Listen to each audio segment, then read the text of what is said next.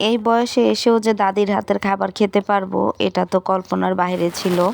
আমাদের দেশে বেশিরভাগই আমাদের বয়সের ছেলে মেয়েদের দাদিরা বেঁচে নেই। তো আলহামদুলিল্লাহ তাদের মধ্যে আমি সৌভাগ্যবতী মনে করি নিজেকে। এখনো দাদির কাছে অনেক খাবার আবদার করতে পারি আর আমার দাদিও সেটা বানিয়ে খাওয়ায় আমাকে, আলহামদুলিল্লাহ। সেরকম এবার শীতে দাদির কাছে আবদার করেছিলাম আমাকে মেলা পিঠা খাওয়াতে হবে, তো দাদিও আমার আবদারটা পূরণ করে দিল। আমাদের এখানে এটাকে ডেউলা পিঠা বলে, আমার দাদির কাছ থেকে নতুন শুনলাম। আমি এই পিঠাটা বানানো পারতাম না, দাদির কাছ থেকে শিখেও নিলাম আর খাওয়াও হলো।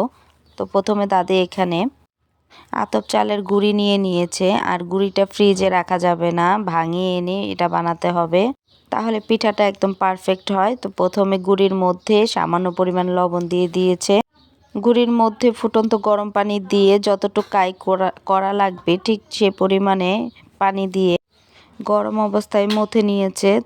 আর একটা বাটিতে দাদি কিছু খেজুরের গুড় আর নারকেল নিয়ে নিয়েছে, আর কাই থেকে একটুখানি গুঁড়ি নিয়ে গুল গুল করে সেটার মধ্যে এই যে নারকেল আর গুড় দিয়ে গোল গোল করে সেটা চুলায় দিয়ে দিতে হবে। এই যে যেভাবে দেখতে পাচ্ছেন আমার দাদি বানাচ্ছে, প্রত্যেকটা পিঠা সেমভাবে বানিয়ে নিতে হবে। এই যে দেখতে পাচ্ছেন আপনারা ভিডিওতে, হাঁড়িতে আগে গরম পানি দিতে হবে আর একটা করে পিঠা বানানোর পরে এটা চুলায় দিয়ে দিতে হবে। আর এই যে এটা আমি বানাচ্ছিলাম দাদির কাছ থেকে দেখে দেখে, যে দেখি পারি কিনা আনাড়ি হাতে। পিঠাগুলো আমি এত আস্তে আস্তে বানাচ্ছিলাম যে মনে হচ্ছে পিঠাগুলো ভেঙে যাবে বা ব্যথা পাবে আমার হাতে, এরকম একটা অবস্থা। যেখানে দাদি বানাচ্ছে পিঠা 4টা 5টা, সেখানে আমি বানাচ্ছি পিঠা একটা।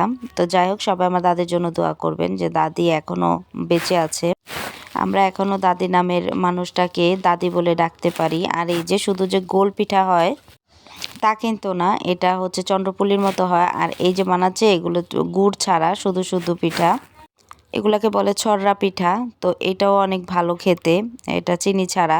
আমার কাছে এই আতপ গুড়ের চালের গুঁড়িটাই ভালো লাগে খেতে খালি খালি। আর এই যে আমার পিঠা বানানো শেষ, গরম ধোয়া উঠছে দেখতে পাচ্ছেন। আমি সেখান থেকে একটা পিঠা নিয়ে খেয়ে দেখছিলাম পিঠাগুলো কেমন হয়েছে। তো ভালো লেগেছে প্রচুর, ছোটোবেলায় যেরকম খেতাম ঠিক সেরকম। খুব সহজে ঝামেলা ছাড়াই পিঠাগুলো বাসায় বানানো যায়। আমি মনে করি এটা ভাপা পিঠার বড় ভাই, কারণ ভাপা পিঠা বানানো যেরকম এটাও সেরকম, কারণ ভাপা পিঠার মাঝেও গুড় থাকে আর এটার মাঝেও গুড় আছে।